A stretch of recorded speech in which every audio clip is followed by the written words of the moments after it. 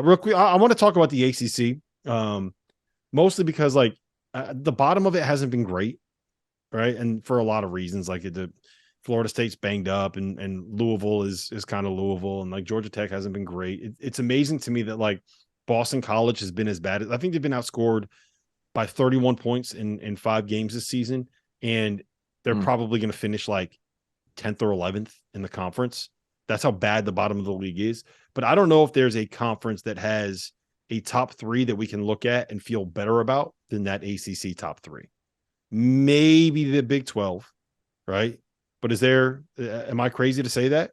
Because Virginia, to me, that was the most eye-opening performance. And I think a lot of it, Tio, had to do with kind of the emotion involved with that team coming from that campus. But what they did in the was it the main event in Vegas? What they did to Baylor, and then what they did to Illinois, stifling them defensively, that looked like a really, really good basketball team. Yeah, they were a year away last year. They're here now, and Reese Beekman continues to be really good, doesn't he? He is. Stud, how good is that? He is a stud. I did not realize how good of a passer he is. He's like a point guard. He ain't. Yeah, he is a point guard. That's the part. That's been, in my opinion, that's kind of been the problem. Is that not a problem this year per se, but last year it seemed like, hey man, just give Reese the ball, get it out of Kihei's hands, because Reese can really make things happen. That dude is so lightning quick with the basketball. It's amazing. No, I mean, if you look at the rest of the ACC, there's a lot of one-loss teams. So I feel like Florida State has positional issues. It's not just, they're injured. They have positional issues, and they don't defend like Florida State's usually defended. So the point that RC keeps making is that they're playing 7 guys now, and the way that they want to play, if they're going to win, they need to basically play 10, 11, 12 and just send waves at you, right? Yep, do you agree with that? I agree with it 100%. And not only that, if a guy's not defending, you can't just yank him because you only have 7 guys. You got to live with his ineptitude defensively, which there's one guy that transferred from Central Florida. You know a lot about coaches having to live with ineptitude defensively. Yep, I do know that. But the thing is Florida State doesn't function that way. And what's happened, there's one guy from Central Florida who's not guarding very much. And it's really the other teams are singling him out. So what's happening is he's getting beat so bad that the help side's not coming over because they're not used to coming over so far. So they have positional issues. Outside of that, Louisville's just going to be bad. Florida State's just going to be bad. Pittsburgh's just going to be bad. So those 3 teams right there are miserable. Outside of that, about the good. I want to talk about the good. Let's talk about the good. I'm trying, but there's 15. We don't need to dog the ACC, man. But there's 15. There's 15 teams in the conference, so it's there's a lot of love to be had for the other 12. So Duke's going to be. Yeah, I'm still riding. Syracuse is a top 7 seed in the ACC. Prove me wrong. That's where we're at right now. No, they'll be in that 11, 12 range because they're so young, playing so many young bodies. And if it looks like I'm looking down, it's because I'm looking down at my iPad with all the stuff.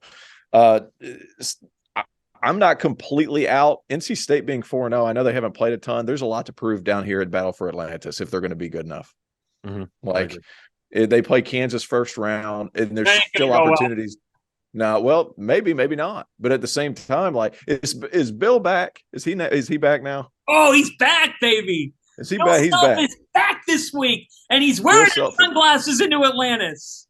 There you go.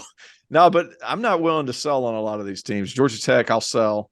It's not great. It's not great. But I still feel like it's the first 6 or 7 teams in the ACC.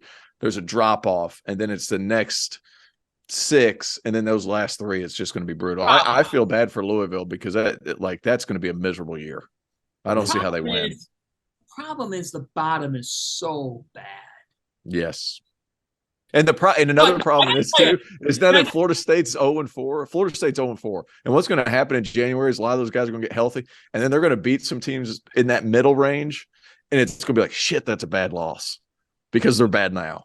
That's what's going to happen. It's going to stink. I want this game this week. Okay, at the Phil Knight, Duke Gonzaga could meet in the final on Sunday. If you look at the bracket. Duke and Gonzaga could end up meeting here in the Phil Knight in the championship game. I want that game. I want it bad. I think that if you look at Duke, they should be encouraged, right, Rob? They should be encouraged by the way they played against Kansas. They should have won that game. In all honesty, I thought that they were in a position to win that game, but I thought that was going to be a blowout, and it was not. And I got to tell you guys, I don't think I've been more surprised by any freshman more than I have been by Kyle Filipowski, who's averaging about 18 and 11 per game out of the shoot. Good, man. He's been great. He's been great. Their size, they realized against Kansas just how dangerous it is to have Filipowski and Lively, even though Lively's still trying to figure it out. Like, to me, once Tariq Whitehead gets going, Duke has a chance to be really, really special. Yeah, I think to me the key is kind of finding a way to get Tyrese Proctor to be like a knockdown shooter. Okay. Right? Because I think that you can go with the two big lineup, right? But I think that kind of limits you a little bit because we haven't really seen Filipowski. Like those guys both came in with a reputation of being guys that could make shots, and they haven't really shot the ball great. They haven't really been that threat yet this year. And Mark Mitchell's not a guy that like you're going to sit there and say, yeah, he's a force baser. Same with Tariq Whitehead. Like those dudes are good for a couple of reasons, but a lot of it has to do with their versatility and toughness and things of that nature. So when those guys are at the 3 and the 4, I can see how that works. When you have Filipowski and Lively out there together, I can see how that works. But it all kind of depends on like having one more person out there that is going to have the gravity to pull defenses in certain directions. And to me, like Proctor kind of has to be that dude. And he also, I think he needs to be someone that defenses acknowledges like, okay, we have to not just run this guy off the line, but like we have to respect him as a scorer too. You know, I think what I was really impressed about in the second half of that game against Kansas was that Shire found a way to he figured out the mismatch that he wanted to attack. And every time that Grady Dick was guarding somebody, he went right at Grady Dick. And I think that's when things kind of changed because it pulled Grady Dick off the floor. All of a sudden, you didn't have a shooter out there for Kansas, and that's when Duke made their run in the second half. So I think Proctor is a guy that you need to be a weapon. But I'm much more bullish on Duke now than I was at the start of the season. I thought that they were going to get beat up a little bit at the start of the year, and I mean they're tough, man. What Shire said about playing being a defensive minded team, like that's what they are. And yeah. I think they're going to be good. So let me ask you guys this. I'm going to put you on the spot. You have to bet all of your money, all your life savings right now on one team to win the ACC regular season title. Who is it? Virginia. UVA. Because they're going to pick them in the preseason, didn't you? Yep. As did I. That I did. Yeah, look, it was Virginia. Motivation's the best. And when they missed the NCAA tournament last March, it was the first time in 8 years that they were not included in the field. That has fueled this group. And Tony's team last year was one that was in a retooling mode of trying to figure themselves out. Like if you watch them offensively, last year they were kind of moving in slow motion at times early.